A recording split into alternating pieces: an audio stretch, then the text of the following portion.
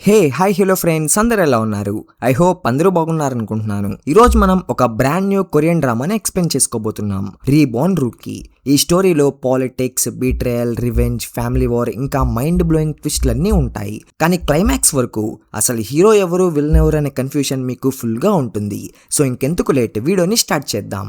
Story start అవ్వగానే మనకి చాయ్సంగ్ company chairman young హో కనిపిస్తాడు.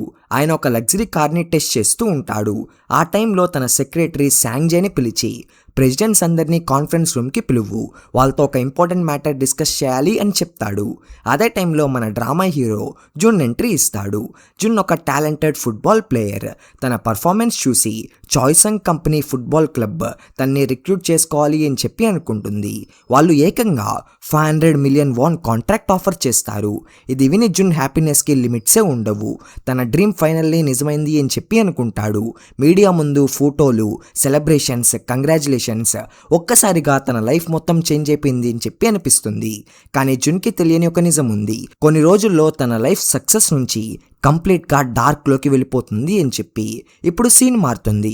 మనం మళ్ళీ చైర్మన్ యాంగ్ హోని చూస్తాం. అక్కడ తన 2 పిల్లలు ఉంటారు, ఒక కొడుకు, ఒక కూతురు. ఇద్దరు కూడా ట్విన్సే. కాన్ఫరెన్స్ స్టార్ట్ అవ్వగానే చైర్మన్ వాళ్ళిద్దరిని చాలా సీరియస్గా క్వశ్చన్ చేస్తాడు.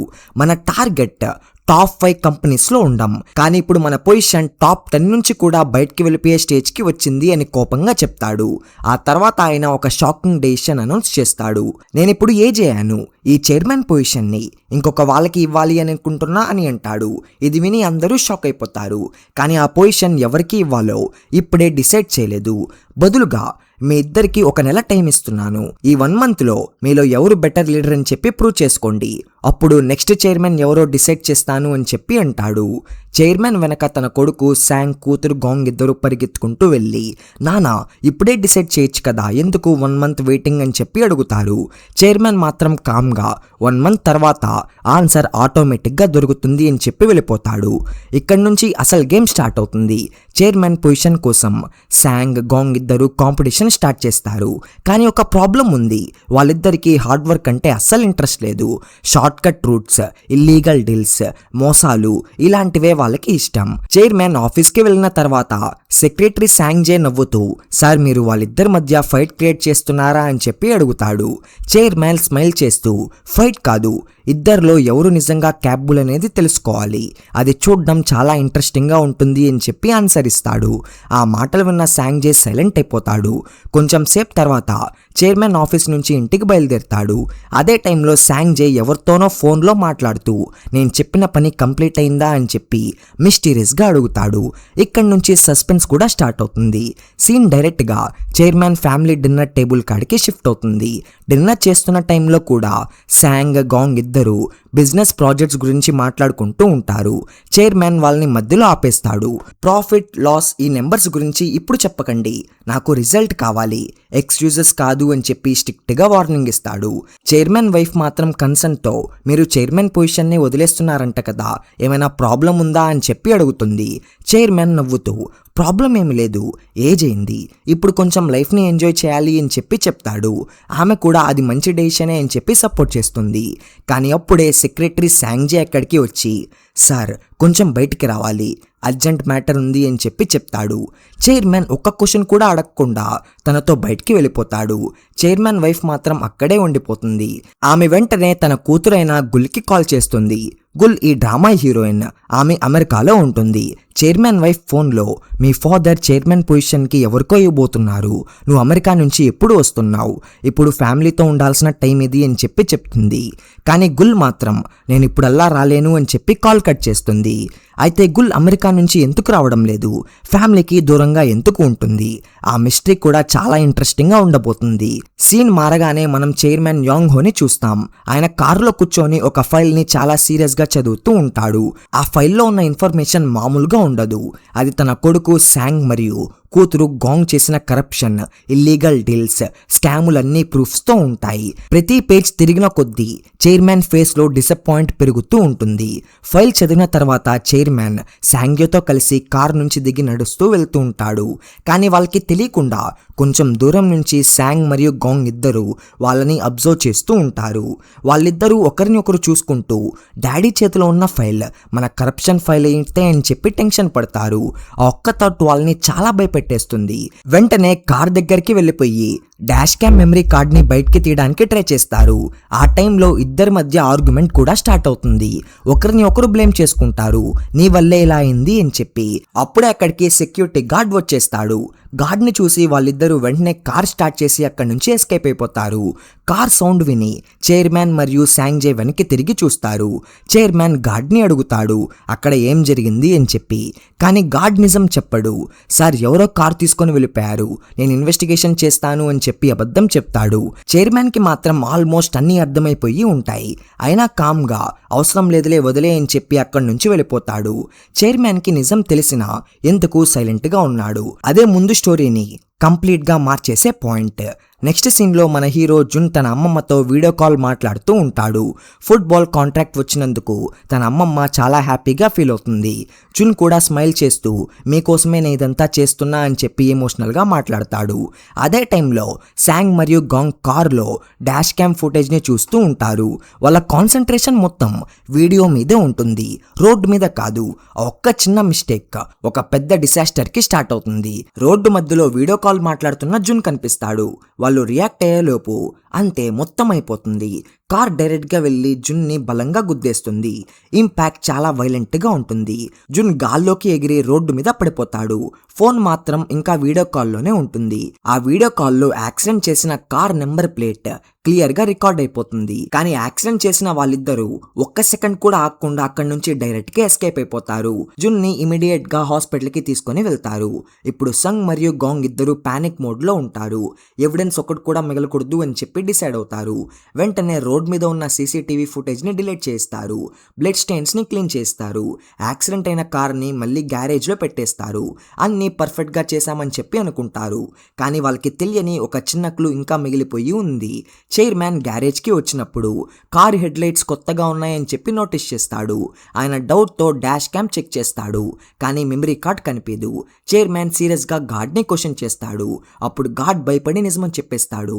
Sir, song sir, gang madam ఇది ఎవరికీ చెప్పొద్దు అని చెప్పి వార్నింగ్ ఇచ్చారు అని కన్ఫెస్ చేస్తాడు. చైర్మన్ ఫేస్ మారిపోతుంది. ఇప్పుడు ఆయనకి ఆల్మోస్ట్ కంప్లీట్ గా పిక్చర్ అర్థమైపోయింది. సీన్ హాస్పిటల్ కి షిఫ్ట్ అవుతుంది. కొంచెం సేపు తర్వాత జున్ కి కాన్షియస్నెస్ వస్తుంది. అయినా కన్ఫ్యూజన్ లో నాకేమైంది అని చెప్పి తన బాడీని చెక్ చేసుకుంటాడు. ముఖ్యంగా తన లెగ్స్ ని చూసి చాలా టెన్షన్ అయిపోతాడు. అప్పుడే డాక్టర్ రూమ్ లోకి వస్తాడు. డాక్టర్ చెప్పిన ఈ డైలాగ్ జూన్ లైఫ్ ని కంప్లీట్ గా డిస్ట్రాయ్ చేసింది. ఐఎమ్ సారీ, నువ్వు మళ్ళీ ఎప్పటికీ ఫుట్బాల్ ఆడలేకపోవచ్చు అని చెప్పి ఆ ఒక్క మాట విని జున్ వరల్డ్ మొత్తం కొలాప్స్ అయిపోయినట్టే అయిపోతుంది. కన్నీళ్లు ఆపుకోలేకపోతాడు. డాక్టర్, మీకు అర్థమవుతుందా? ఫుట్బాల్ అంటే నా లైఫ్, దానికోసం నేను ఎన్నో సాక్రిఫైస్ చేశాను అని చెప్పి ఏడుస్తూ చెప్తాడు. ఆ సీన్ చూస్తే ఎవరైనా ఎమోషనల్ అయిపోతారు. సీన్ మళ్ళీ చైర్మన్ దగ్గరికి షిఫ్ట్ అవుతుంది. చైర్మన్ సెక్రటరీ సాంగ్జేని పిలిచి మన దగ్గరున్న డాక్యుమెంట్స్ అన్ని ఎవరికీ దొరకకుండా కంప్లీట్ గా హైడ్ చేయాలి అని చెప్తాడు. ఆ తర్వాత ఆయన సాంగ్జేని తీసుకొని ఒక సీక్రెట్ రూమ్ లోపలికి వెళ్తాడు. ఆ రూమ్ డోర్ ఓపెన్ అవ్వగానే సాంగ్జే కూడా ఒక సెకండ్ షాక్ అయిపోతాడు. ఎందుకంటే ఆ రూమ్ మొత్తం బంగారం, క్యాష్ ఇంకా చాలా వాల్యుబుల్ అయిన అసెట్స్ తో నిండిపోయి ఉంటుంది. చైర్మన్ తన చేతిలో ఉన్న కరప్షన్ ఫైల్ ని తీసుకొని ఆ సీక్రెట్ రూమ్ లో సేఫ్ గా లాక్ చేసి పెడతాడు. ఆ ఫైల్ బయటికి వస్తే తన కొడుకు సాంగ్, కూతురు గాంగ్ ఇద్దరి కెరియర్స్ కంప్లీట్ గా అయిపోతాయని చెప్పి ఆయనకి తెలుసు. ఇటుపక్క మనం జున్ని చూస్తాం. హాస్పిటల్ బెడ్ మీద ఒంటరిగా కూర్చొని ఉంటాడు. ఆ టైంలో తన అమ్మమ్మ నుంచి కాల్ వస్తుంది. కానీ ఆమె వాయిస్ వింటేనే ఎమోషనల్ అయిపోతాను అని చెప్పి తెలిసి జున్ ఆ కాల్ కూడా లిఫ్ట్ చేయడు. బెడ్ మీద నుంచి లేచి వాకింగ్ ప్రాక్టీస్ చేయడానికి ట్రై చేస్తాడు. కానీ ప్రతి స్టెప్ కూడా చాలా పెయిన్ఫుల్గా ఉంటుంది. ఫుట్బాల్ గ్రౌండ్లో పరిగెత్తే ఈ లెగ్స్ ఇప్పుడు నడవడానికి కూడా కష్టపడుతున్నాయని చెప్పి అనుకుంటాడు. ఆ సీన్ చాలా ఎమోషనల్గా ఉంటుంది. నెక్స్ట్ సీన్లో చైర్మన్ మరియు సాంగ్జే కలిసి రెస్టారెంట్లో ఫుడ్ తింటూ ఉంటారు. ఆ టైంలో సాంగ్జే ఎమోషనల్గా, సార్ మీరు చైర్మన్ పొజిషన్ని వదిలేసిన రోజు నేను కూడా ఈ కంపెనీని వదిలేస్తాను అని అంటాడు. చైర్మన్ నవ్వుతాడు, కానీ ఆ స్మైల్ వెనకాల చాలా పెయిన్ ఉంటుంది. ఆయన స్లోగా చెప్తాడు, నా కొడుకు గాని నా కూతురు గాని ఈ కంపెనీని ప్రొటెక్ట్ చేయలేరు అని చెప్పి నాకు తెలుసు. అందుకే నాకు చాలా భయం వేస్తుంది. ఇంకో పక్క హాస్పిటల్ నుంచి డిశ్చార్జ్ అయిన జున్ యాక్సిడెంట్ గురించి ఆలోచిస్తూ ఉంటాడు. సడన్ గా వాడి మైండ్లో ఆ కార్ నెంబర్ ప్లేట్ ఫ్లాష్ అవుతుంది. కొన్ని డిజిట్స్ మాత్రమే క్లియర్గా గుర్తు వస్తాయి. వెంటనే పోలీస్ స్టేషన్కి వెళ్ళిపోతాడు. పోలీస్ ఆఫీసర్ దగ్గర కంప్లైంట్ ఇవ్వడానికి ట్రై చేస్తాడు, కానీ కంప్లీట్ నెంబర్ చెప్పలేకపోవడం వల్ల ఆ పోలీస్ ఆఫీసర్ కంప్లైంట్ని సీరియస్గా తీసుకోడు. కంప్లీట్ ఎవిడెన్స్ లేకుంటే మేమేం చేయలేమని చెప్పి జున్ని పంపించేస్తాడు. కానీ ఆ పోలీస్ ఆఫీసర్ నార్మల్ పోలీస్ కాదు. జున్ బయటికి వెళ్ళగానే వెంటనే గాంగ్కి మెసేజ్ పంపిస్తాడు. ఆ అబ్బాయికి కంప్లీట్ నెంబర్ గుర్తులేదు, టెన్షన్ అవసరం లేదు అని చెప్పి ఇన్ఫర్మేషన్ లీక్ చేస్తాడు. అంటే పోలీస్ డిపార్ట్మెంట్లో కూడా గాంగ్ ఇన్ఫ్లుయెన్స్ ఉంది అని చెప్పి అర్థమైపోతుంది. ఇక్కడ నుంచి గాంగ్ తన నెక్స్ట్ మూవ్ స్టార్ట్ చేస్తుంది. యాక్సిడెంట్ నుంచి జూన్ సర్వైవ్ అయ్యాడు కాబట్టి ఇప్పుడు తన లైఫ్ని స్లోగా డిస్ట్రాయ్ చేయాలి అని చెప్పి అనుకుంటుంది. ఫస్ట్ జున్ని ఫుట్బాల్ క్లబ్ నుంచి ప్రెషర్ పెట్టి తన కాంట్రాక్ట్ క్యాన్సిల్ చేపిస్తుంది. జున్ని టీం నుంచి కంప్లీట్గా రిమూవ్ చేపిస్తారు. అది కూడా చాలకుండా తన మీద ఏకంగా 1 బిలియన్ వాన్ అప్పు కూడా వేస్తుంది. ఒక యాక్సిడెంట్తో ఫుట్బాల్ కెరియర్ పోయింది, ఇప్పుడు అప్పు కూడా వచ్చింది. జున్ లైఫ్ మొత్తం ఒక్క రోజులోనే అప్ సైడ్ డౌన్ అయిపోతుంది. జున్ హెల్ప్లెస్గా కంపెనీ ముందు ప్రొటెస్ట్ చేస్తూ ఉంటాడు, జస్టిస్ కోసం ఫైట్ చేస్తున్నాడు. కానీ పౌర్ణ వాళ్ళని ఎదుర్కోవడం అంత ఈజీ కాదు. ఆ టైంలోనే తన అమ్మమ్మ కేర్ టేకర్ నుంచి కాల్ వస్తుంది. ఆమె అడుగుతుంది, నేను నీకు పంపిన వీడియో చూసావా అని చెప్పి. జున్ ఏ వీడియో అని చెప్పి అడుగుతాడు. అప్పుడు ఆమె ఒక ఇంపార్టెంట్ సీక్రెట్ చెప్తుంది. నేను ప్రతి వీడియో కాల్ ఆటోమేటిక్గా రికార్డ్ చేస్తాను అని చెప్పి అంటుంది. ఆ మాట విని జున్ వెంటనే ఆ ఫోన్లో ఉన్న వీడియో ఓపెన్ చేస్తాడు. వీడియోలో యాక్సిడెంట్ జరిగిన మూమెంట్ మొత్తం క్లియర్గా ఉంటుంది. ముఖ్యంగా ఆ కార్ నెంబర్ ప్లేట్ పర్ఫెక్ట్గా రికార్డ్ అయ్యి ఉంటుంది. జున్ ఫేస్లో మళ్ళీ హోప్ కనిపిస్తుంది. ఫైనల్లీ నాకు ఎవిడెన్స్ దొరికింది అని చెప్పి ఎక్సైట్మెంట్తో చెప్తాడు.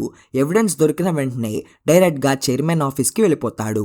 రిసెప్షన్ దగ్గర ఒక ఫైల్ ఇచ్చి, ఇది చైర్మన్కి ఇమీడియట్గా ఇవ్వండి, ఇది చాలా అర్జెంట్ అని చెప్పి చెప్తాడు. ఆ ఫైల్ చైర్మన్ టేబుల్ మీదకి రీచ్ అవుతుంది.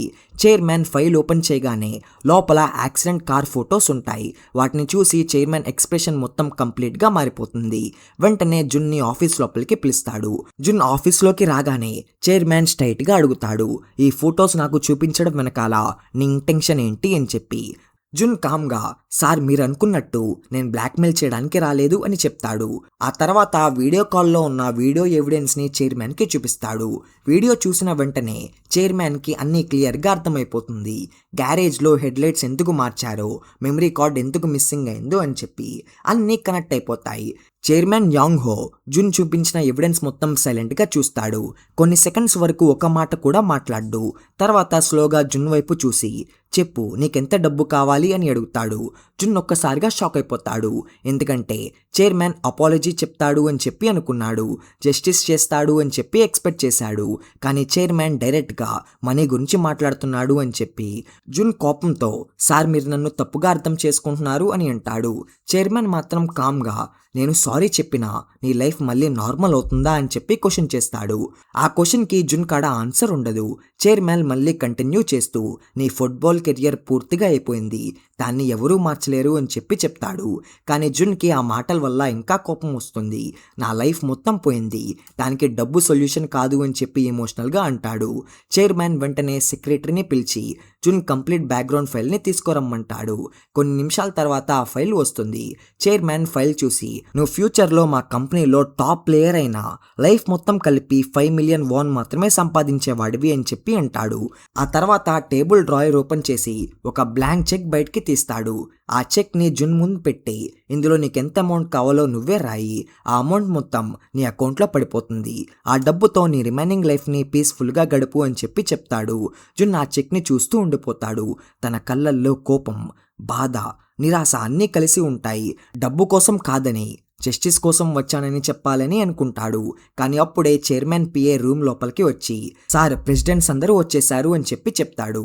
చైర్మన్ వెంటనే జున్ వైపు తిరిగి, ఇప్పుడు డెసిషన్ తీసుకో, మళ్ళీ తర్వాత వస్తే ₹1 కూడా దొరకదు అని చెప్పి వార్నింగ్ ఇచ్చి మీటింగ్కి వెళ్ళిపోతాడు. జున్ మాత్రం ఆ బ్లాంక్ చెక్ చేతిలో పట్టుకొని సైలెంట్గా ఆఫీస్ నుంచి బయటికి నడుస్తాడు.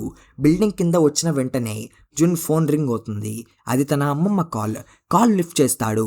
కానీ అమ్మమ్మ వాయిస్ వినగానే వాడి ఎమోషనల్స్ కంట్రోల్ చేయలేకపోతాడు. వెంటనే కాల్ కట్ చేసి రోడ్డు పక్కన నిలబడి ఏడవడం స్టార్ట్ చేస్తాడు. అమ్మమ్మ, నేను నీకు ఇచ్చిన ప్రామిస్ని ఫుల్ఫిల్ చేయలేకపోయాను అని చెప్పి బాధతో అంటాడు. కొంచెం సేపు తర్వాత జున్ ఆ బ్లాంక్ చెక్ని చూస్తాడు. జస్టిస్కి వాల్యూ ఉందా లేదా మనీకి వాల్యూ ఉందా అని చెప్పి ఆలోచిస్తూ ఆ చెక్లో అమౌంట్ రాయడం స్టార్ట్ చేస్తాడు. కానీ జున్ ఎంత అమౌంట్ రాశాడు అది మనకి ఇంకా చూపారు. సస్పెన్స్గా వదిలేస్తాడు. ఇక్కడ చైర్మన్ సైడ్లో సిచ్యువేషన్ ఇంకా సీరియస్గా ఉంటుంది. ఆయన తన ఇద్దరు పిల్లలు శాంగ్ మరియు గామ్ని రూమ్లోకి పిలిపిస్తాడు. వాళ్ళిద్దరూ ఆల్రెడీ మోకాళ్ళ మీద కూర్చొని ప్లీజ్ నన్ను క్షమించండి అని చెప్పి అడుగుతూ ఉంటారు. చైర్మన్ కోపంతో మీ ఇద్దరిలో ఒకరికి కూడా ఈ కంపెనీని నడిపించే కెపాసిటీ లేదు అని చెప్పి గట్టిగా అంటాడు. ఇంకా బోర్డ్ మీటింగ్లో అఫీషియల్గా అనౌన్స్ చేస్తాను, మీ ఇద్దరిలో ఎవరు కూడా నెక్స్ట్ చైర్మన్ కారు అని చెప్పి ఫైనల్ డెసిషన్ చెప్పేస్తాను అని అంటాడు. ఆ మాట విని శాంగ్ గాంగ్ ఫేస్ కంప్లీట్గా మారిపోతుంది. ఎందుకంటే చైర్మన్ పొజిషన్ వాళ్ళకి పవర్ మాత్రమే కాదు, వాళ్ళ ఫ్యూచర్ మొత్తం. చైర్మన్ రూమ్ నుంచి బయటికి వచ్చి లిఫ్ట్ వైపు నడుస్తూ ఉంటాడు. శాంగ్ అండ్ గాంగ్ మొత్తం లిఫ్ట్ కోసం వెయిట్ చేయకుండా మెట్లు ద్వారా పరిగిస్తూ ఉంటారు. అదే సమయంలో జున్ చెక్ పట్టుకొని బిల్డింగ్ కింద నుంచి పైకి వస్తూ ఉంటాడు. ఎప్పుడైతే చైర్మన్ మెట్లు కాడ నడుస్తూ ఉంటాడో సడన్ గా శాంగ్ పరిగిస్తూ వస్తున్నప్పుడు వాడి లెగ్ స్లిప్ అవుతుంది. బ్యాలెన్స్ కోల్పోయి ఒక్క సెకండ్లో ఎవరు ఊహించని డిసాస్టర్ జరిగిపోతుంది. చైర్మన్ కంట్రోల్ తప్పియ్యి ఆ మెట్ల మీద నుంచి కింద పడిపోతాడు. కింద నుంచి పైకి వస్తున్న జున్ మీదకి డైరెక్ట్గా పడతాడు. ఇద్దరు కూడా సీరియస్గా ఇంజ్యూర్ అవుతారు. తర్వాత సీన్ హాస్పిటల్లో ఓపెన్ అవుతుంది. చైర్మన్కి కాన్షియస్ వస్తుంది. కానీ లేచిన వెంటనే ఏదో స్ట్రేంజ్గా అనిపిస్తుంది. తన చేతులు తన కాళ్ళు చూసి కన్ఫ్యూజ్ అయిపోతాడు. మిర్రర్ దగ్గరికి వెళ్ళగానే షాక్. మిర్రర్లో కనిపిస్తుంది చైర్మన్ ఫేస్ కాదు, జున్ ఫేస్. అప్పుడు ఆయనకి అర్థమవుతుంది నేను జున్ బాడీలో ఉన్నానా అని. డాక్టర్ని అడిగి హాస్పిటల్ పేరు కన్ఫర్మ్ చేసుకుంటాడు. ఇప్పుడు చైర్మన్ ఆత్మ జున్ బాడీలో ఉంది. ఇంకో పక్క ఒరిజినల్ చైర్మన్ బాడీ మాత్రం ఇంకా అన్కాన్షియస్గా హాస్పిటల్ బెడ్ మీదే ఉంటుంది. అక్కడ ఫ్యామిలీ మొత్తం గ్యాదర్ అయ్యి ఉంటారు. సెక్రటరీ శాంగ్ మరియు గాంగ్ని సస్పిషియస్గా చూస్తూ మీ ఇద్దరు ఎందుకు పరిగిస్తూ వచ్చారు, చైర్మన్ని ఎందుకు ఫాలో చేస్తున్నారు, ఆఫీస్లో ఏం జరిగింది అని చెప్పి అడుగుతాడు. కానీ వాళ్ళిద్దరూ అబద్ధం చెప్పి ఏం లేదు అలాగే ఊరికే వస్తున్నామని చెప్పి కవర్ చేస్తారు. కొంచెం సేపు తర్వాత జున్ బాడీలో ఉన్న చైర్మన్ హాస్పిటల్ కారిడార్లో నడుస్తూ బయట నిలబడి ఉన్న ఫ్యామిలీని చూస్తాడు. అదే టైంలో టీవీలో బ్రేకింగ్ న్యూస్ స్టార్ట్ అవుతుంది. చాయిస్ అండ్ కంపెనీ చైర్మన్ కార్తో హిట్ అండ్ రన్ యాక్సిడెంట్ చేశాడు అని న్యూస్ ఛానల్స్లో లైవ్ టెలికాస్ట్ అవుతూ ఉంటుంది. ఇంకా చైర్మన్ ఆఫీస్లో కూడా విక్టిమ్ మీద అటాక్ చేశాడని కూడా మీడియా చూపిస్తుంది. హాస్పిటల్ బయట రిపోర్టర్స్ అందరూ ఉంటారు. సిచ్యువేషన్ కంప్లీట్గా అవుట్ ఆఫ్ కంట్రోల్ అయిపోతుంది. అప్పుడే శాంగ్ మరియు గాంగ్ మీడియా ముందుకు వచ్చి అందరి ముందు షాకింగ్ స్టేట్మెంట్ ఇస్తారు. అవును, మా నాన్న యాక్సిడెంట్ చేశారు అని చెప్పేస్తారు.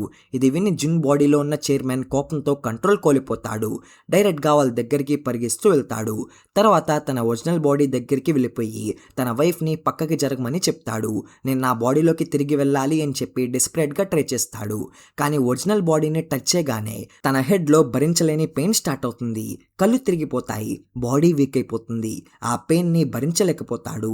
అంటే ఆత్మని మళ్ళీ బాడీలోకి తీసుకురావడం అంత ఈజీ కాదని చెప్పి మనకి అర్థమవుతుంది. ఇక్కడితో ఎపిసోడ్ 1 ఓవర్ అవుతుంది.